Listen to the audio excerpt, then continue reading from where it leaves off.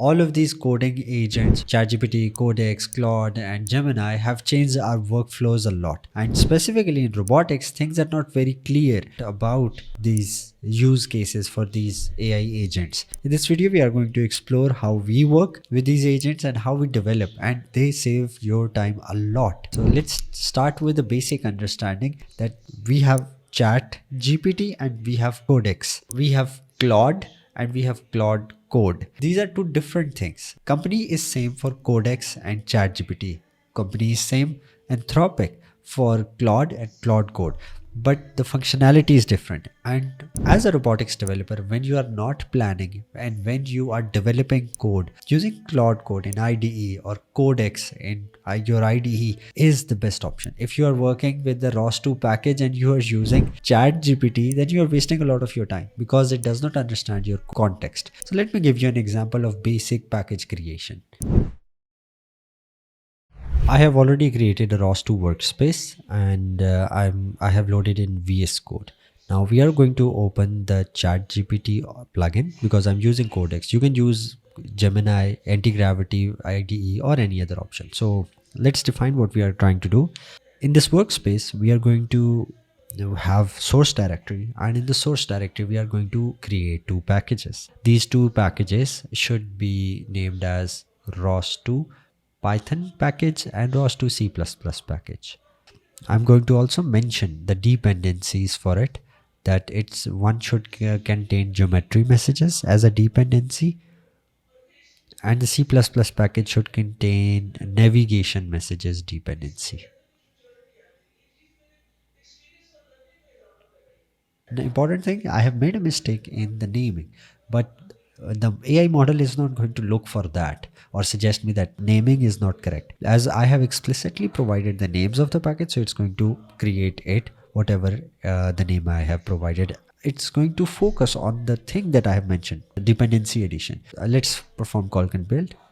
Open the packages. We can see in the file manager the packages are there. In the files we have ROS2 PyCpp and ROS2 Py package, and dependencies can be checked through the setup.py file and cmake file. We can see find package, geometry message and nav messages are there. So in this basic task of creating two packages, there is one very important thing, and that is context and prompt engineering. You will get a lot of content about these two things for different applications, but for robotics you need knowledge, because if I don't know about ROS2, if I don't know about different package types like Java package, ROS2, Python package, C++, I cannot write this, and it's a context. Do I need Python or do I need C++ package? Also, the way we checked the dependency packages of geometry or nav2 is going to require some knowledge. So using the context and the output of the AI model combined, you are going to get the work faster.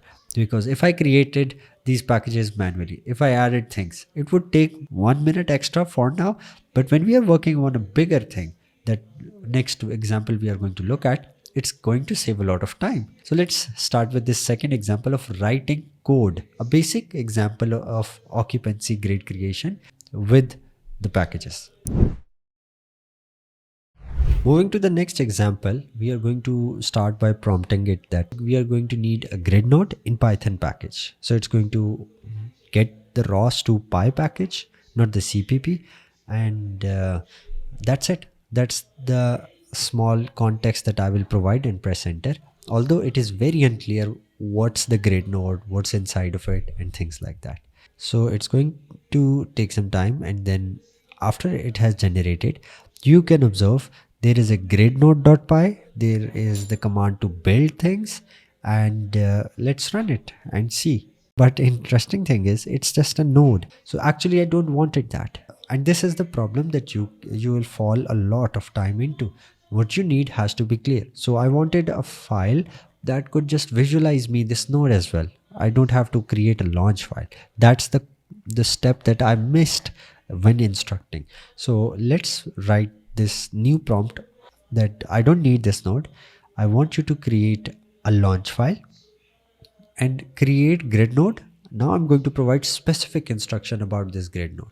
This grid node is not going to be simple. It's going to have options of rows to be occupied or not, as it's going to generate an occupancy grid, and launch file is going to bring up this node and also open the RViz for visualization.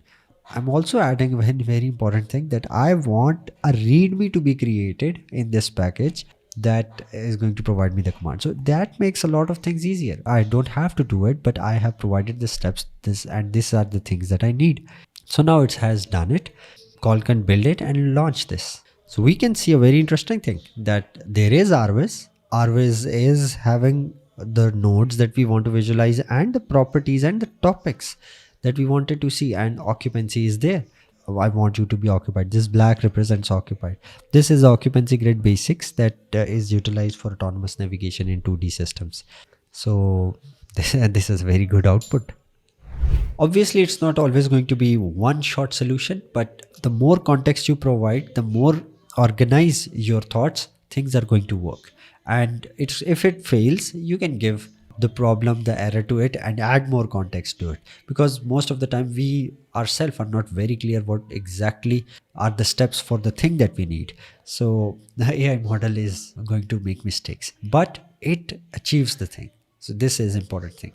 So now let's take a look at another final example, which is a little bit complex, because I wanted to show you the capabilities of this model. The Codex 5.3 I'm using, and important thing is I have given full access to the specific workspace. So now the task is create a URDF of a basic robot and add ROS2 controllers to it, and then enable move it for it. Just to give a little bit information, it's complex, it takes time, and it is not usable, but the pipeline of software, you can easily build it. Let's take a look. Coming to the third example, let's create a package first, and that package is going to be named as ARM 3DOF move it. And I want to not just create the package, I want to have the robotic arm inside of it as a structure of cylinders. When we create a URDF, we provide these. There should be a base as well. Next, I will try to make this complex thing to be done in one shot. So launch files should be there, ROS2 control should be there to drive it, and launch files, I want them separate. This makes a lot of things easier for testing. Launch file separate for RViz, for Gazebo with ROS2 control, so we can check things. So I'll explicitly mention separate in this launch file. I know to drive the arm using ROS2 controllers. The very important thing is the readme. So we will have the readme to guide all the launch file commands and all the node commands. And one last thing, that is Ubuntu mentioning that this is the Ubuntu we are having with Gazebo. So let's see what it has generated.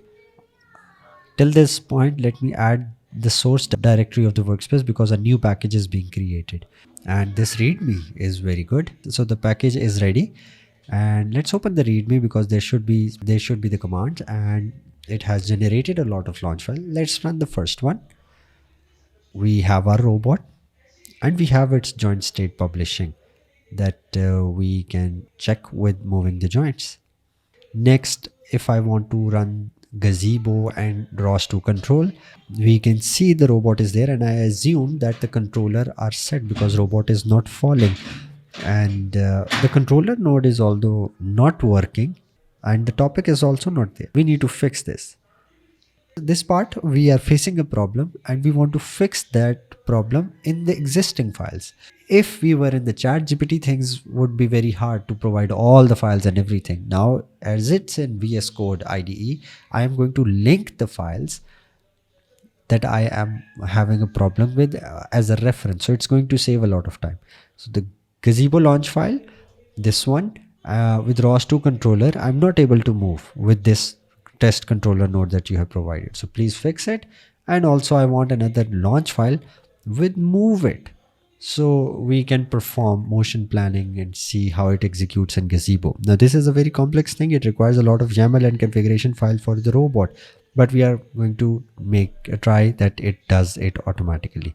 Now let's build this new output, and we can see in the log there controllers are activated. Let's zoom it, and the robot is moving. So robot moving in Gazebo means URDF is correct, its physical properties are fine, and there is ROS2 controllers installed inside of it. And also we can observe a continuous trajectory is being executed on the robot, which means something is sending the trajectory node. And what else it could be? We have the node for it that we asked it to generate. We can log the topics, and there is controllers and joint trajectory and other things. We can log the message of the joint trajectory, and we can see the continuous robot, a new trajectory has been given, so it's moving.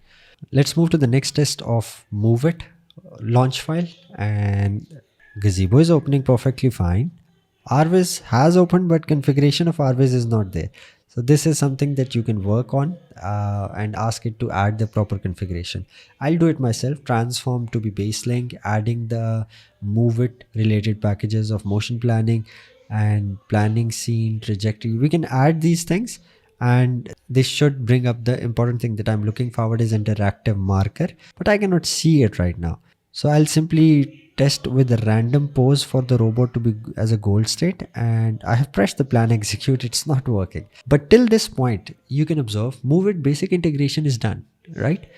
Because motion planning is there, and planning server is showing some error, interactive marker is not appearing. So there are some problems, but now in the next step I could do is give the log and add more context and solve it. In this whole process you will observe context is very important, and continuous iteration by increasing the context is also very important. The major difference you are going to experience is when you are going to shift to IDE from the chat of the Claude or the ChatGPT. You are going to shift to IDE or the CLI version. You are going to see a dramatic shift, and I've seen very few people directly using these IDEs and they are spending time with the chat. It's going to waste a lot of time, because in chat context is lost after some time, but in code it retains the content of the directory or the ROS2 package. So start developing your software with these, make rebase, make commits, good quality commits using these. And the thing that you need to do now is to understand the process, and you should be very clear with the process. That's the knowledge required to generate context for you. If you try this, that let's explain the example or the problem to ChatGPT, generate an outline, then give the Codex model to perform that, that's also fine. But how do you check it? That's something that requires knowledge and improves your context. So keep developing and let me know some examples that you have built with this process.